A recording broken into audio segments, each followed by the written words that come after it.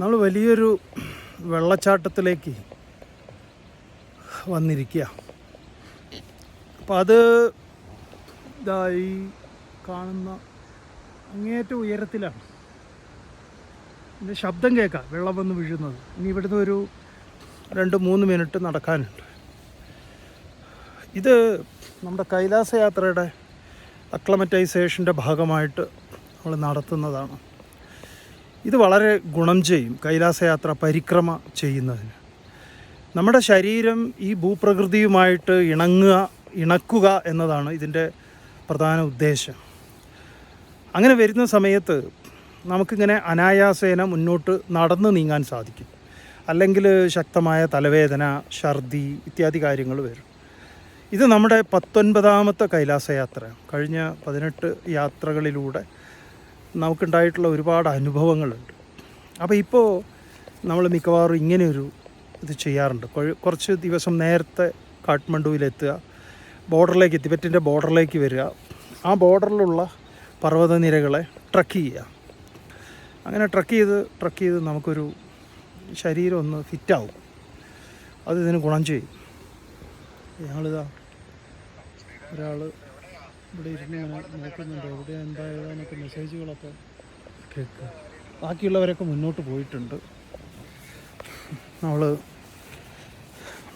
നടന്ന് മുന്നോട്ട് പോവുകയാണ്.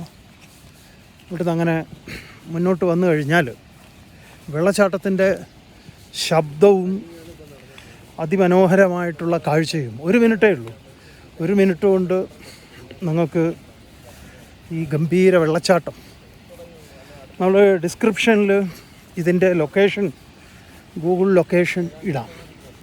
അപ്പോൾ നിങ്ങൾക്ക് നോക്കാൻ പറ്റും. വളരെ ഉയർന്ന ഒരു പ്രദേശത്താണ്. നടക്കണം. ഇപ്പം നമ്മൾ 4-5 മണിക്കൂറായി നടക്കാൻ തുടങ്ങി. രാവിലെ മുതൽ നടക്കുക. നമ്മുടെ കൂട്ടാളികൾ അങ്ങോട്ട് പോകുന്നുണ്ട്. നിങ്ങൾക്ക് ശ്രദ്ധിച്ചാൽ ഈ വെള്ളം ശബ്ദം കേൾക്കാം.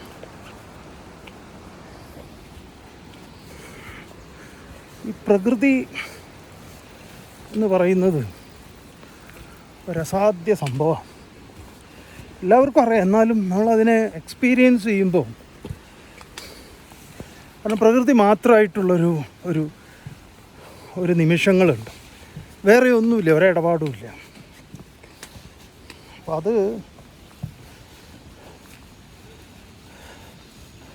അതാണ് അനുഭവം എന്ന് പറയുന്നത്. നമ്മൾ പ്രകൃതിയെ അനുഭവിക്കുക. നമ്മൾ 9 പേരുണ്ട്, നമ്മളടക്കം. നവയോഗികളെ പോലെ എല്ലാവരും അങ്ങനെ പോവാം. വഴി എന്നൊക്കെ പറഞ്ഞാൽ ഇതാണ്.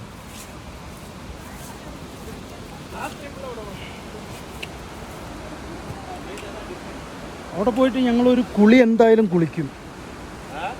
അവിടെ പോയിട്ടേ രാംജി സ്നാൻ കർണ ചാഹിയേനാ.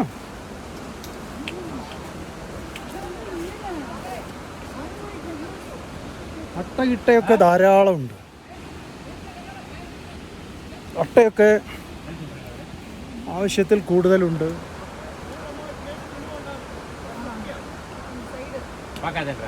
ചലോ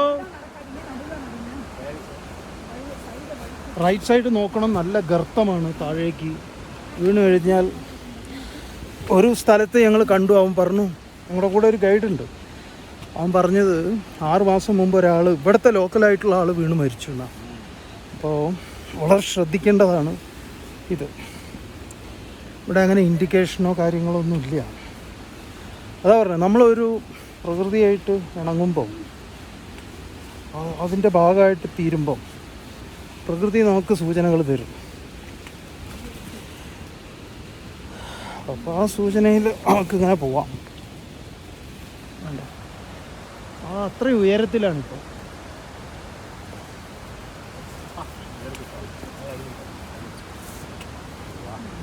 നമ്മളൊരു 1 മിനിറ്റ് കൊണ്ട് വെള്ളച്ചാട്ടത്തിലെത്തും. 1 മിനിറ്റ് നിങ്ങൾക്ക് കാത്തു നിൽക്കാമെങ്കിൽ നിങ്ങളെ ഈ അപൂർവ കാഴ്ച കാണിച്ചു തരുന്നതായിരിക്കും. വാവ് വാവ് വാവ്, ഇതാ ഇവിടെ നിന്ന് തന്നെ കാണാം. ഇതിൻ്റെ താഴേക്കാണ് നമ്മൾ പോകുന്നത്, ഇതിൻ്റെ ഉറവിടത്തിലേക്ക്. ഒരു മഹാപ്രസ്ഥാനമാണ്. ഉറവിടത്ത് കുറഞ്ഞ ഒരു പരിപാടിയില്ല.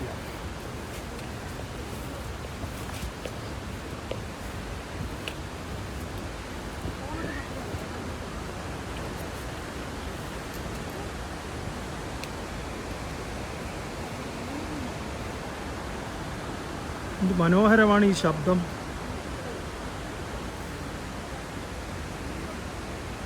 കേൾക്കുന്നതിന് ഒരു സൗന്ദര്യം.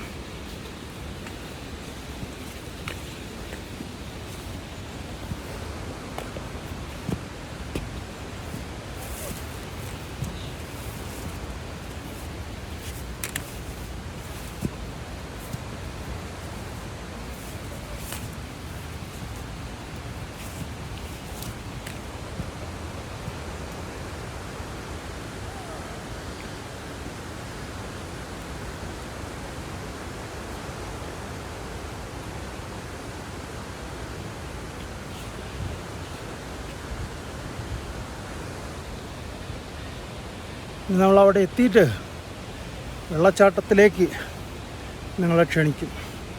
നമ്മുടെ കൂടെ വഴികാട്ടിയായിട്ട് ഒരാളുണ്ട്, ഒന്നല്ല 2 പേരുണ്ട്.